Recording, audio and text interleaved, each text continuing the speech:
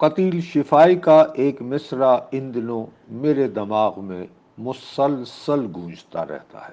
وہ مصرع ہے: اپنے دکھوں پہ روتے ہیں لے کر کسی کا نام۔ وطن عزیز میں چونکہ صحافت بقول وزیر اعظم عمران خان صاحب برطانیہ سے بھی زیادہ آزاد ہو چکی ہے، اس لیے مجھ جیسے فرسودہ ذہن کے رپورٹر کو ہضم نہیں ہو رہی۔ جنرل ضیاء کے عہد زرعی میں فقط صحافت سے رزق کمانے کی ٹھان لی تھی۔ صحافت ان دنوں بہت آسان تھی۔ آپ بڑی محنت سے کوئی خبر ڈھونڈتے، اسے غالباً پتھر کے زمانے میں ایجاد ہوئے ٹائپ رائٹر پر انتہائی مشقت سے محتاط لفظوں میں بیان کرنے کی کوشش کرتے۔ بالآخر خبر تیار ہو جاتی جو ہر حوالے سے درست ہوتی۔ یہ خبر مگر اخبار میں چھپنے سے قبل محکمہ اطلاعات کے دفتر جاتی۔ وہاں بیٹھا کوئی افسر طے کرتا کہ وہ چھپنے کے قابل ہے یا نہیں۔ اس کے باوجود کئی برسوں تک ہمارے ہاں چھپنے والے اخبارات میں ایڈیٹر کا نام بھی شائع ہوتا رہا۔ مجھے ایک مثال بھی یاد نہیں جہاں کسی اخبار کے مدیر نے یہ کہتے ہوئے اپنا نام چھاپنے سے انکار کر دیا ہو کہ اگر کسی خبر یا مضمون کے چھپنے یا نہ چھپنے کا فیصلہ محکمہ اطلاعات میں بیٹھے کسی افسر ہی نے کرنا ہے تو میں کس منہ سے خود کو ایڈیٹر کہلواؤں۔ دو نمبری مگر ہمارا قومی مزاج ہے، اصول پسندی کی محض بڑھکیں لگاتے ہیں، آتش نمرود میں کودنے کو تیار نہیں ہوتے، لبے بام کھڑے تماشے میں محو رہتے ہیں۔ میرا حال بھی دوسروں جیسا ہے۔ عمر گزار دی گئی، جس دھندے پر صحافت کی تہمت لگائی جاتی ہے اس کے علاوہ کسی اور ذریعے سے رزق کمانے کا طریقہ ڈھونڈ نہیں پایا۔ صبح اٹھتے ہی قلم اٹھا کر کالم نما کوئی شے لکھنے کے گما میں وقت گزار لیتا ہوں۔ بہرحال ذکر ہوا تھا قتیل شفائی کے لکھے ایک مصرے کا، اپنا دکھ بیان کرنے کے لیے کسی اور کا ذکر، اور آج اس تناظر میں تذکرہ ہوگا یورپ کے ایک ملک آسٹریا کا۔ یہ بہت قدیم اور مہذب ملک شمار ہوتا ہے۔ ایک زمانے میں یورپ کے وسیع تر علاقوں کی مالک آسٹرو ہنگیرین کہلاتی سلطنت کا مرکز بھی تھا۔ یورپ میں کلاسیکی موسیقی اور اوپرا کی جو روایت قائم ہوئی اس کا آغاز اسی ملک سے ہوا تھا۔ سگمنڈ فرائیڈ جیسا ماہر نفسیات بھی آسٹریا کا تحفہ ہے۔ یہاں کے لوگ بہت پڑھے لکھے اور منظم تصور ہوتے ہیں۔ 1990 کی دہائی میں وہاں 3 دن گزارے تھے۔ اپنے قیام کے دوران اکثر یہ محسوس ہوتا کہ اپنے ارد گرد خاموش فلم چلتی دیکھ رہا ہوں۔ لوگ بہت لیے دیے رہتے ہیں، آواز بلند نہیں کرتے، قہقہا نامی شے سے غالباً آشنا ہی نہیں۔ ایسے تاریخی اور مہذب ملک میں لیکن حال ہی میں ایک دلچسپ واقعہ ہوا ہے۔ وہاں کا چانسلر استعفیٰ دینے کو مجبور ہوا۔ عمر اس کی 35 سال سے بھی کم تھی۔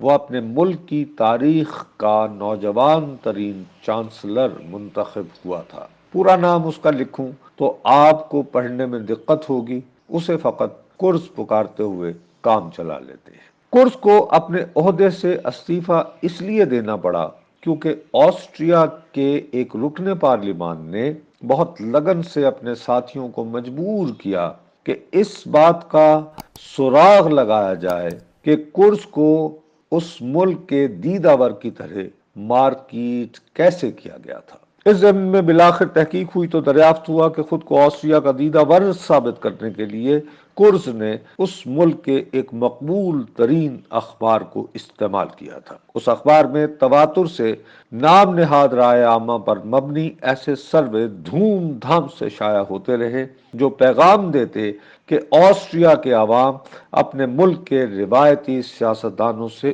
اکتا چکے ہیں۔ انہیں فکر لاحق ہو چکی ہے کہ یہ سیاستدان اس بات کا ادراک ہی نہیں رکھتے کہ آسٹریا کی تہذیب و ثقافت شدید خطرے سے دوچار ہو چکی ہے۔ غیر ملکوں، خاص طور پر مسلمان ملکوں سے آئے تارکین وطن وہاں اپنے کاروبار جما رہے ہیں اور بتدریج مساجد اور مدرسوں کے قیام کے ذریعے اسلام کو فروغ دیتے ہوئے آسٹریا کو اس کی ثقافتی شناخت سے محروم کر رہے ہیں۔ شناخت کھو دینے کے خوف کی دہائی مچاتے ہوئے کرز کو آسٹریا کا واحد سیاستدان ثابت کرنے کی کوشش ہوئی جو خوبصورت، جوان اور انتہائی ایماندار بھی ہے۔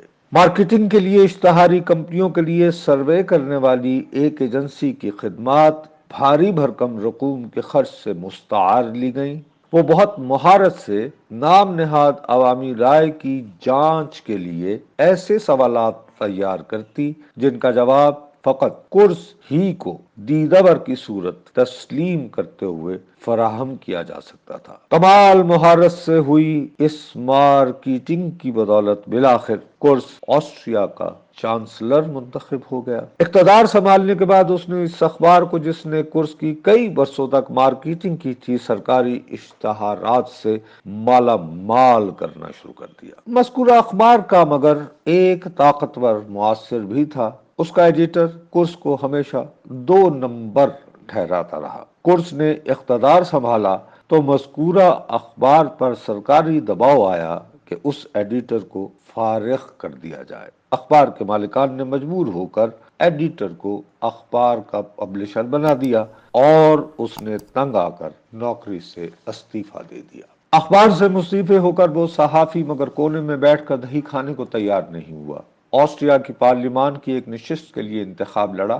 رکن اسمبلی منتخب ہونے کے بعد اس نے کرز کی مارکیٹنگ والی 2 نمبری کو پارلیمانی تحقیقات کے ذریعے بے نقاب کرنے کی ٹھان لی۔ اس کی لگن کی بدولت بالآخر پارلیمان کی ایک خصوصی کمیٹی قائم ہوئی۔ طویل مہینوں تک پھیلی تحقیق کے بعد اس نے 140 صفحوں پر مشتمل ایک رپورٹ تیار کی جو نہایت تفصیل سے بیان کرتی ہے کہ کیسے چند کاروباری سیٹھوں نے باہم مل کر کرز کو دیدہ کی صورت پروموٹ کرنے کا فیصلہ کیا اور اس کے لیے آسٹریا کے میڈیا کو بے دریغ انداز میں استعمال کیا۔ مذکورہ رپورٹ کے منظر عام پر آنے کے بعد کرز اپنے عہدے سے مستعفی ہو گیا ہے۔ میں نے اس کی بابت کئی مضامین پڑھے تو قتیل شفائی کے علاوہ باقی صدیقی مرحوم کا وہ مصرع بھی یاد آ گیا جسے اقبال بانو نے بہت درد سے ادا کیا ہے، داغ دل ہم کو یاد آنے لگے والا مصرع، اور پھر یاد آیا